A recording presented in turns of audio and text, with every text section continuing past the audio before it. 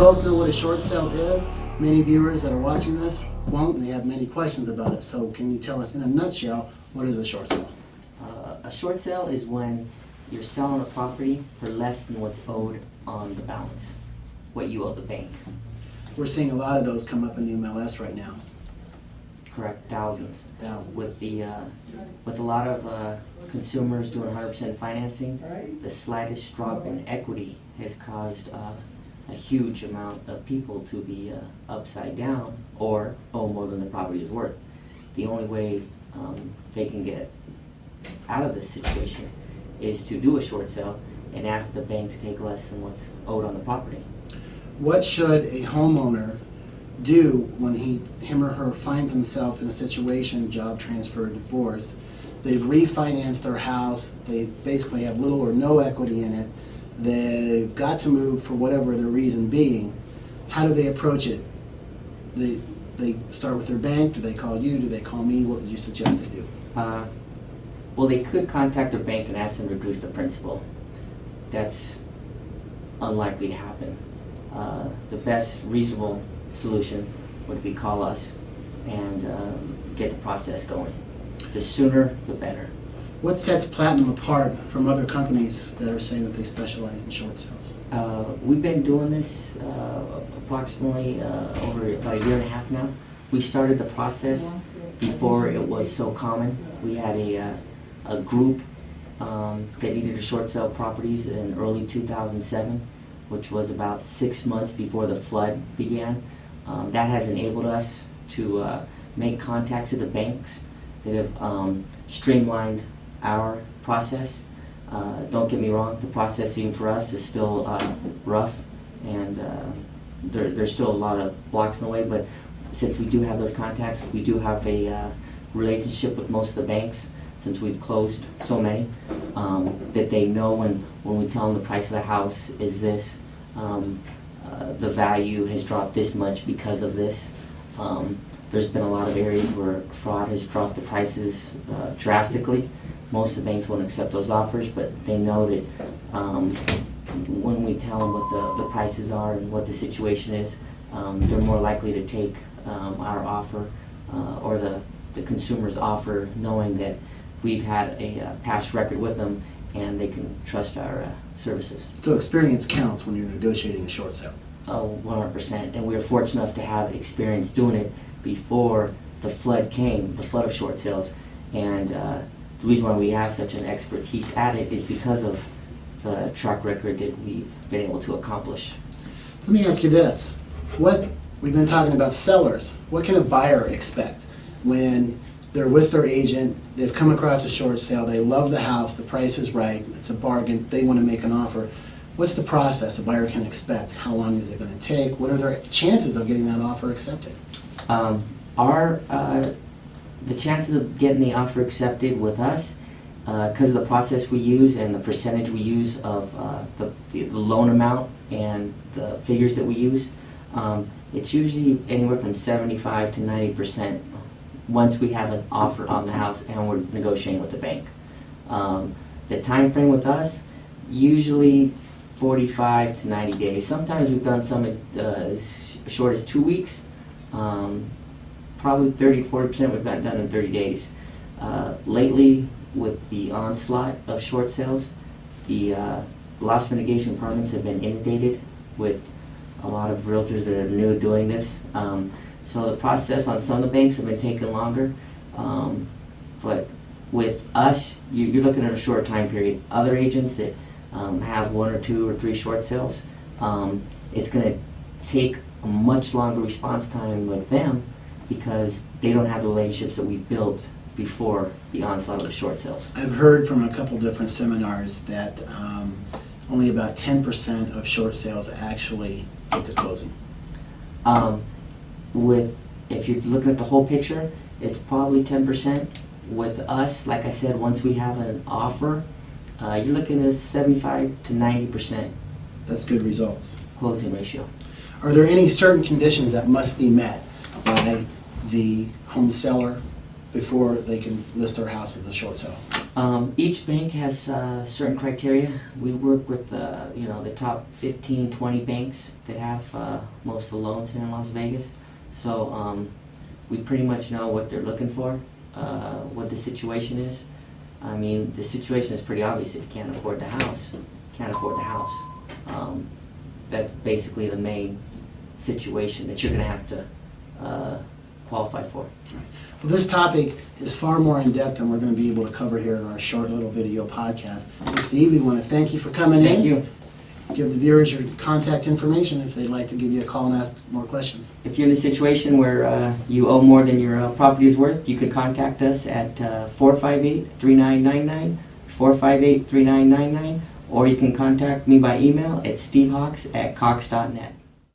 The main reason why they're not working, the first one, the loans, the people were so far overextended that even with the lower rate or the fixed rate, a lot of these were negative AMs. So if they're negative AMs and they give you a 2% rate, it's still too high for what... You're paying 2% more than you were. Right, exactly. So that's one of the main ones.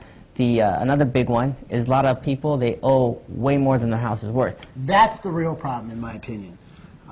Even if you can get your lender to keep your payment the same for an extended period of time, it doesn't bail you out of maybe the hundreds of thousands that you are negative on your balance.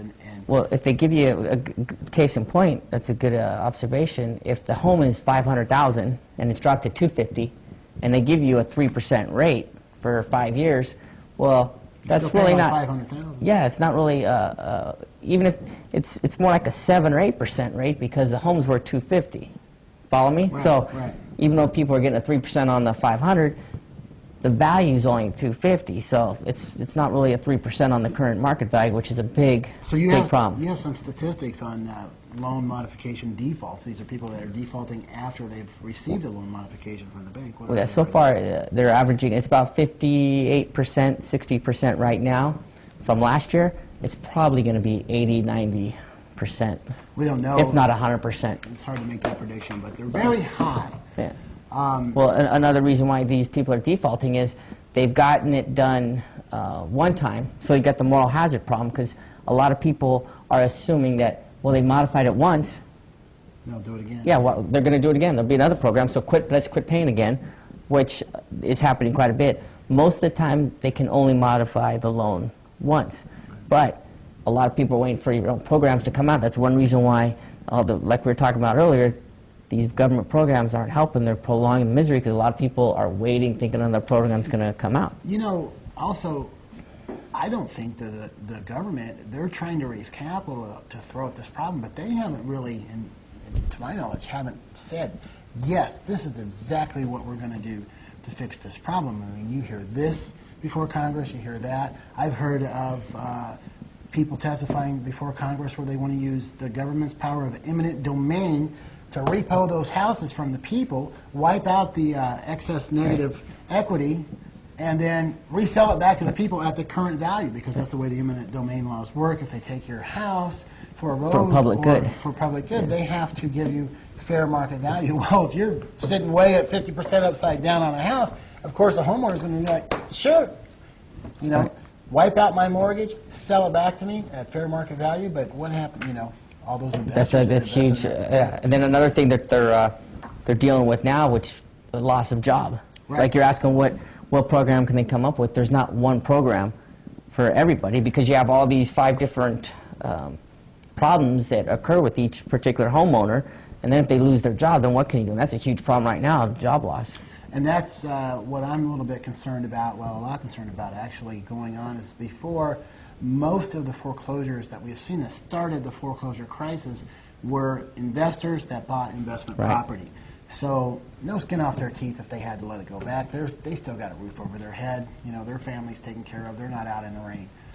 But now, because of the snowball effect, now we're going to see what I call legitimate foreclosures where people have lost their jobs.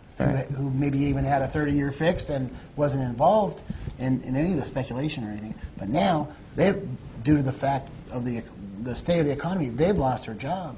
And what happens then? You know, so that round of foreclosures is probably going to start to happen here pretty quickly. Yeah, it already is happening. Yeah. The defaults are sure happening. Yeah.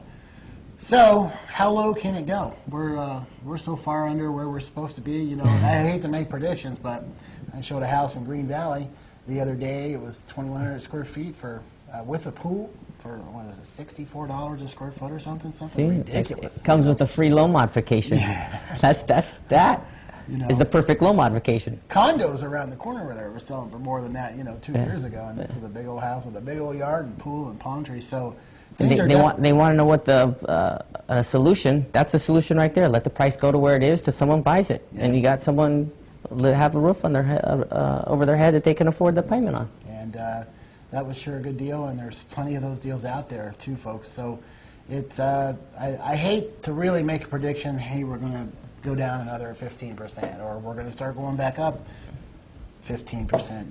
I mean, it really is. I guess. If you want a good prediction, just call me. I'll make some predictions. Yeah.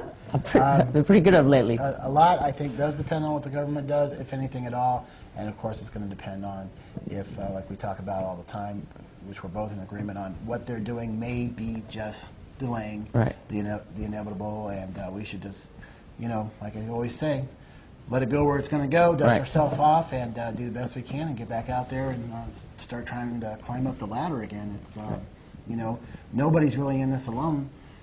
We've talked about before foreclosures. People are so afraid of it, and it's almost like there's so many people that have them now.